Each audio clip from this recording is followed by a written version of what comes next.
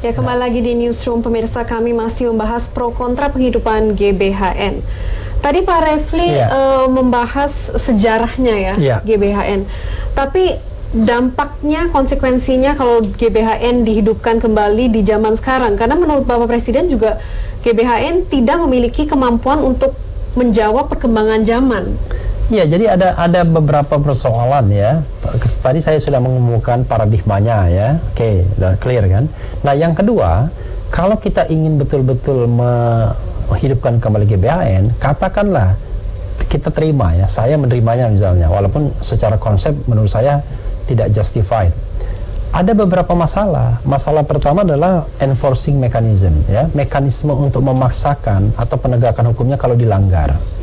Dulu itu bisa ada enforcing mekanismenya karena MPR lembaga tertinggi. Kalau presiden melanggar garis-garis besar daripada haluan negara, dia bisa dimakzulkan. Yang kedua, kita akan letakkan di mana GBHN itu dalam struktur perundang-undangan kita. Mungkin di bawah undang-undang dasar dan di atas undang-undang. Persoalannya lagi adalah bagaimana kalau GBHN itu melanggar undang-undang dasar. Memang secara teoritis nggak mungkin, karena ini kan lembaga politik juga MPR itu. Jadi misalnya ada kekuatan mayoritas di DPR yang memaksakan poin-poin tertentu yang sesungguhnya melanggar undang-undang dasar. Lalu kemudian tidak ada mekanisme untuk melakukan reviewnya. Kalau reviewnya kembali kepada MPR sendiri kan sama saja bohong kan. Nah, itulah check and balances itu. Jadi produk DPR bisa di-challenge di MK ya, tidak hanya oleh presiden ya, tidak oleh pihak lain, tetapi bahkan oleh masyarakat secara umum. Kalau dia misalnya menjadi top MPR, maka kita men-challenge-nya itu di mana? Kalau challenge-nya itu diberikan kepada Mahkamah Konstitusi, sekali lagi muncul kerancuan paradigmatik. Ini MPR sebagai lembaga tertinggi kok produknya bisa di-challenge di judicial review oleh Mahkamah Konstitusi. Kenapa MK bisa melakukan judicial review? Karena diterima pengertian tadi, supremasi konstitusi. Jadi constitutional supremacy ya. Nah, sekarang kita tidak boleh dari sisi ilmu ya, disiplin ilmu, kita tidak boleh ngambil comor sana, comor sini, karena akan memunculkan kerancuan paradigmatik. Presiden mendapatkan mandat langsung dari rakyat, tapi kemudian kaki dan tangannya diikat. Padahal dia berjanji sama rakyat untuk melaksanakan visi dan misinya. Bagaimana kalau visi dan misi presiden itu tidak sesuai dengan GBHN yang dibuat belakangan? Kan kita tahu ini Presiden Jokowi sudah menyampaikan visi dan misi, bahkan sudah berpidato dengan 5 visi Indonesia ke depan kan, soal SDM, soal pembangunan pelayanan infrastruktur. Tiba-tiba nanti GBHN-nya berbeda dengan visi dan misi yang sudah ditetapkan. Kalau sama, loh apa bedanya? Berarti MPR membebek presiden juga. Hal-hal seperti itu yang harus kita pertimbangkan. Pak Refli, Pak Hidayat sendiri pro atau kontra nih tentang penghidupan GBHN? Gini, kalau kami sebagai pimpinan MPR, kami tidak dalam posisi pro atau kontra, karena pimpinan MPR akan melaksanakan apa yang diusulkan oleh anggota MPR. Ya, jadi, apa usulan anggota MPR sampai hari ini belum ada satupun yang mengusulkan secara resmi. Jadi kan saya katakan bahwa ada wacana macam-macam lah dari partai, dari tokoh-tokoh, dari publik, tapi belum ada yang secara formal mengusulkan kepada pimpinan MPR. Jadi sampai hari ini sebenarnya kalau objektif kami sebutkan bahwa pimpinan MPR tidak bisa membuat keputusan karena memang belum ada yang mengusulkan. Tapi kalau kemudian melihat kepada apa yang didialogkan di tingkat publik, memang seperti disampaikan oleh Prof. Refli Harun tadi, memang ada beragam hal yang harus juga diselesaikan dalam waktu bersamaan. Karena kalau memang misalnya kita menolak GBHN, ya, berarti kita harus mempunyai mekanisme di mana Indonesia itu dipikirkan, diurus, diatur gitu ya, dengan suatu aturan hukum yang mengikat semuanya, bukan hanya untuk kepentingan jangka pendek sang calon presiden atau calon bupati, wali kota maupun gubernur. Sekarang kan katakanlah gubernur, bupati, wali kota maupun presiden akan melaksanakan apa yang dijanjikan. Itu kan per 5 tahun, kalau terpilih lagi ya jadi 10 tahun. Itu kan jangka yang sangat pendek. Padahal Indonesia ini adalah negara yang sangat besar gitu ya, dan tentulah karenanya jangankan Indonesia, perusahaan seperti Antv saja seperti Cek TV saja pasti mempunyai program jangka menengah, jangka panjang, dan itu harus selalu menjadi bagian dari yang dibicarakan bersama. Satu. Nomor 2 juga fakta presiden terpilih itu kan tidak terpilih secara mutlak. Kemenangannya hanya 55%. Artinya 45% itu belum tentu visinya sama dengan presiden.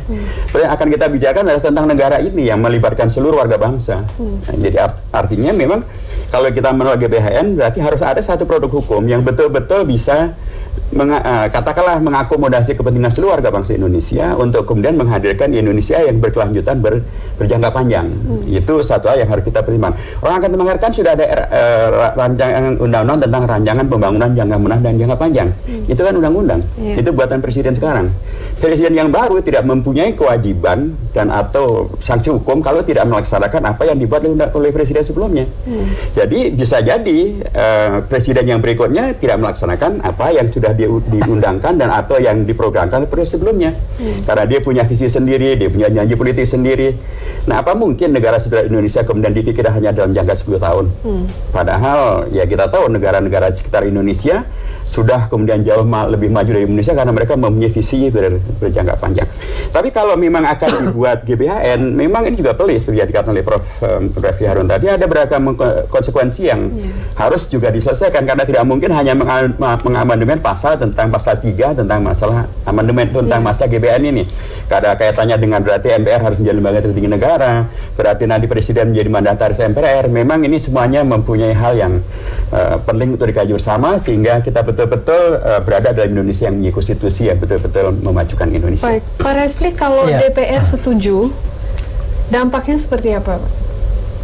Ya, sebelum menjawab itu sebenarnya kalau memang yang kita butuhkan adalah visi bangsa ke depan, ya 20 tahun, 30 tahun, 50 tahun ke depan, saya kira dalam bentuk undang-undang tidak ada persoalan. Bahkan dalam bentuk GBHN itu juga tidak ada jaminan, karena kan GBHN kan bisa juga diubah oleh kekuatan mayoritas berikutnya, sama seperti undang-undang. Tetapi mengubah undang-undang bahkan by teori itu jauh lebih berat dibandingkan mengubah GBHN. Karena kalau mengubah undang-undang itu harus melibatkan 3 lembaga, DPR, DPD, dan lembaga kepresidenan. Sementara membuat GBHN kan hanya DPR dan DPD saja, anggota-anggota DPR dan anggota DPD. Bahkan bukan kelembagaannya. Jadi kalau satu saja anggota DPD hadir, lalu sisanya anggota DPR juga bisa. Jadi satu saja. Nah, karena itu, dan undang-undang itu jauh lebih konkret, karena di undang-undang itu kan punya enforcing mechanism. Salah satunya adalah sanksi 3 itu ya, sanksi politik, sanksi administratif, dan sanksi hukum kalau dilanggar misalnya. Persoalannya adalah kita menurut saya tidak sungguh-sungguh membaca RPJP itu, rencana pembangunan jangka panjang dan menengah itu. Kita harus lihat di mana loopholes-nya, di mana lubang-lubangnya, untuk kemudian kita membuat visi yang lebih jauh ke depan. Sesungguhnya begini, tujuan berbangsa dan bernegara ini kan tidak pernah berubah sejak tahun 59 ya, sejak tahun 45, tapi diselingi dengan sistem parlementer ya, dengan Undang-Undang Dasar sementara dan RIS, yaitu memajukan kesejahteraan umum, mencerdaskan kehidupan bangsa, melindungi segenap bangsa, ikut serta melaksanakan ketertiban dunia. Lalu dasarnya pun tidak berubah ya, salah satunya adalah bagaimana mewujudkan keadilan sosial bagi seluruh Indonesia. Tapi cara dan means-nya ya, vehicle-nya itu bisa berbeda-beda antara satu presiden dan presiden lainnya. Nah, persoalannya adalah di sini kita harus dituntut peran kontrol legislatif.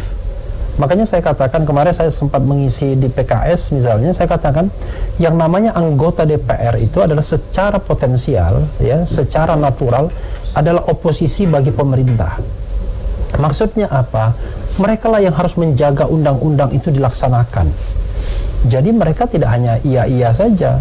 Nah, sekarang kan kita lihat bahwa presiden itu selalu ingin menarik semua partai politik ke dalam barisannya, sehingga kontrol itu tidak efektif. Padahal dalam sistem pemerintahan presidensil, semua anggota DPR harusnya dalam tanda kutip menjadi oposisi pemerintah. Baik Pak Refli, kita akan bahas lebih lanjut usai jeda. Pemirsa jangan kemana-mana, tetaplah di Newsroom.